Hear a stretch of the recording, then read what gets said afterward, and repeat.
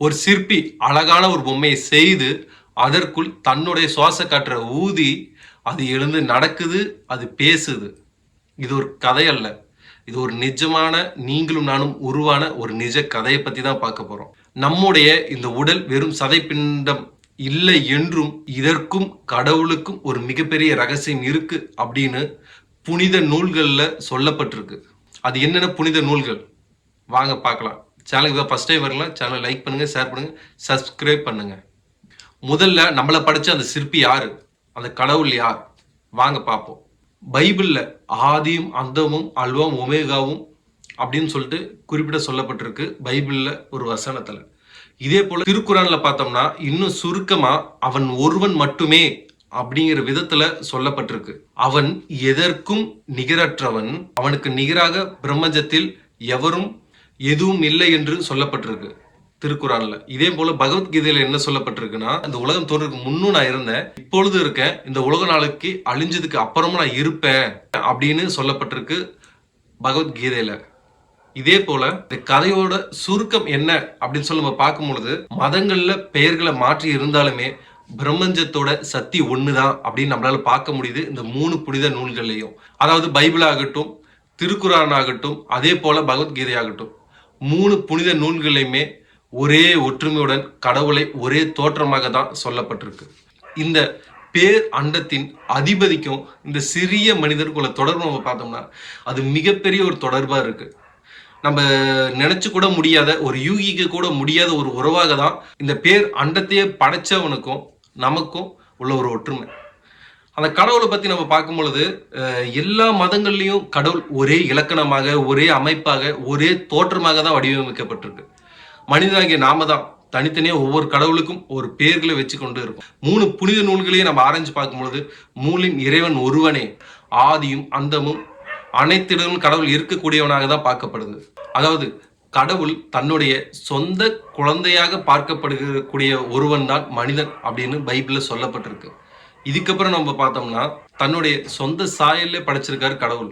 திருக்குறள்ல பார்த்தோம்னா ஒரு படி மேல போயிட்டு என்ன சொல்லப்பட்டிருக்குன்னா, கடவுள் மனிதனை ஒரு பிரதிநிதியாக தான் பார்க்கிறாரு அப்படின்னு சொல்லப்பட்டிருக்கு திருக்குறள்ல.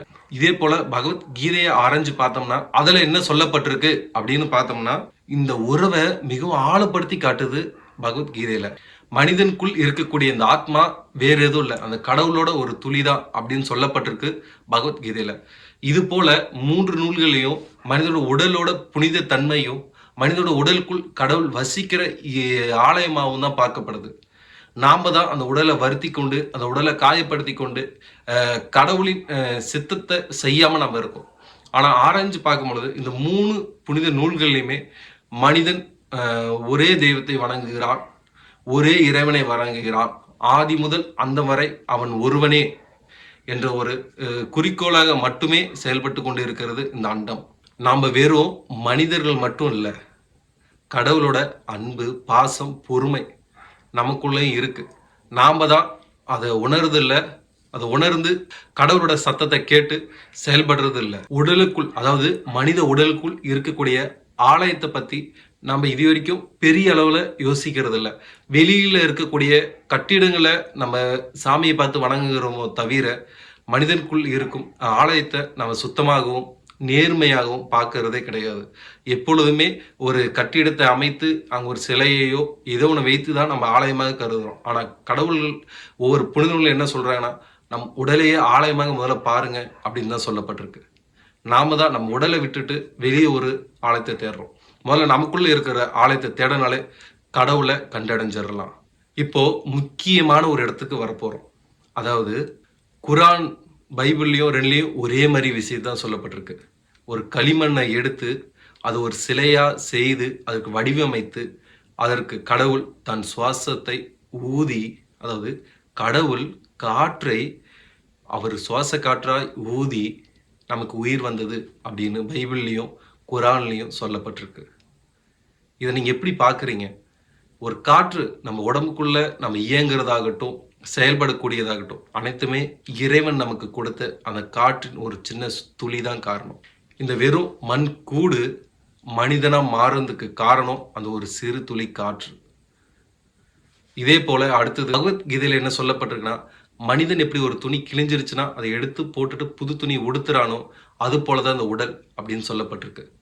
நாம இப்போ ஒரு ஆடைக்குள்ள இருக்கிற மாதிரி தான்.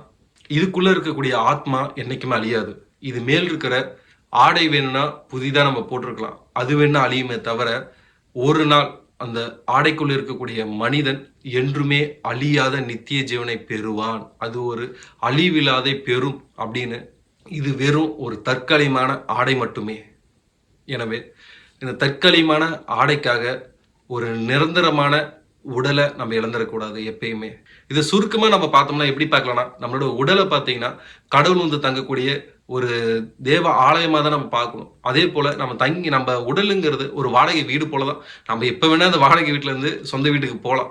அதனால இந்த வாடகை வீட்டை நம்ம இருக்கிற வரைக்கும் தூய்மையாகவும் சுத்தமாகவும் வச்சிருக்கணும்னு 3 புனித நூல்களுமே சொல்லப்படுது. நம்ம உடலை நம்ம எந்த அளவுக்கு சுத்தமாகவும் ஆரோக்கியமாகவும் வச்சிருக்கோமோ, நமது வாழ்க்கையும் நமது சரீரத்துக்குள் இருக்கக்கூடிய ஆவியும் மிகவும் சுத்தமாக நேர்மையாகவும் இருக்கும். அதுக்கப்புறம் நம்ம இதை மேலும் இன்னும் பார்க்கும் பொழுது, இந்த கதையில 3 புனித நூல்களை பத்தி நம்ம பார்த்தோம். அப்படி நம்ம 3 புனித நூல்களை பார்க்கும் பொழுது என்ன சொல்லப்பட்டிருக்கு, அதில் நம்ம ஆராய்ந்து பார்த்தோம்னா 3 நூலுமே சொல்லக்கூடிய நீதி ஒன்னே ஒண்ணுதான். 3மே ஒரே ஒற்றுமையான நூலா தான் இருக்கு. 3ம் சொல்லக்கூடிய கருத்துக்களும் ஒன்னே ஒண்ணுதான். இந்த உடலை பற்றியும் மதம், இனம், மொழி அப்படின்னு நம்ம பிரிச்சு பார்க்கலாம். ஏன்னா நம்ம பிரிச்சு பார்த்தாலுமே எல்லாத்திற்குள் ஓடக்கூடிய உயிர் ஒன்னே ஒண்ணுதான். அந்த உயிர் கடவுள் கொடுத்தது. அந்த கடவுளின் மூச்சு காற்று. மதம், இனம், மொழியா நம்ம பிரிஞ்சு என்னதான் கிடந்தாலுமே இந்த உடலுக்கு அன்னைக்கு கடவுள் கொடுத்த மூச்சு காற்று தான் இன்றளவுலும் நம்ம செயல்படுறதுக்கு மிக முக்கியமான ஆதாரமா இருக்கு. நாம ஒரு மனிதரை உதாசீனப்படுத்திடுறோம். நம்ம என்ன வேணா பண்ணிடுறோம். ஆனா இதெல்லாம் நம்ம பார்க்கும் பொழுது நம்ம உடல் வந்துட்டு கடவுள் வாழ்ற இடமா நம்ம அப்படி பார்க்கும் பொழுது நம்மளுடைய சக மனிதரை நம்ம எப்படி பார்க்கணும். அவங்களும் கடவுளால் படைக்கப்பட்டவர் தான். அப்படி நம்ம பார்க்கும் பொழுது நம்மளை மட்டும் கடவுள் படைச்சிருக்காரு அப்படின்னா இப்போ அவங்களே கடவுள் தான் படைச்சிருக்காரு. நமக்குள்ள இருக்கிறது கடவுளுடைய சுவாச காற்று அப்படின்னா அவங்களுக்குள்ள இருக்கிறது கடவுளோட சுவாச காற்று தான். இப்போ நம்மளை கடவுள் பாதுகாத்து வழி நடத்துறாருன்னா அவங்களையும் கடவுள் பாதுகாத்து வழி நடத்துறாரு. அப்போ அனைவருக்குள் இருப்பது ஒன்றே ஒன்று, அந்த இறைவனின் சுவாச காற்று மட்டுமே. அந்த இறைவன் வந்து தங்கு செயல்படக்கூடிய இந்த ஆலயத்தை நம்ம பரிசுத்தமாகவும் நம்மளுடைய சக ஆலயங்களாக இருக்கக்கூடிய மனிதர்களின் உடலையும் நாம தான் பத்திரமா பார்த்துக்கணும். நம்ம அவர்களை ஒரு ஏளனமாகவும் ஒரு கீழ்த்தரமும் நம்ம எந்த அளவுக்கு நம்ம பார்க்குறோமோ அது அந்த தேவனையே நம்ம பார்ப்பது போல், அந்த கடவுளையே பார்ப்பது போல். அதாவது பகவத்கீதை ஆகட்டும், வேதாகம் பைபிள் ஆகட்டும், திருக்குறான் ஆகட்டும், மூணுலையுமே சொல்லக்கூடியது இந்த உடல் தேவன் கொடுத்தது.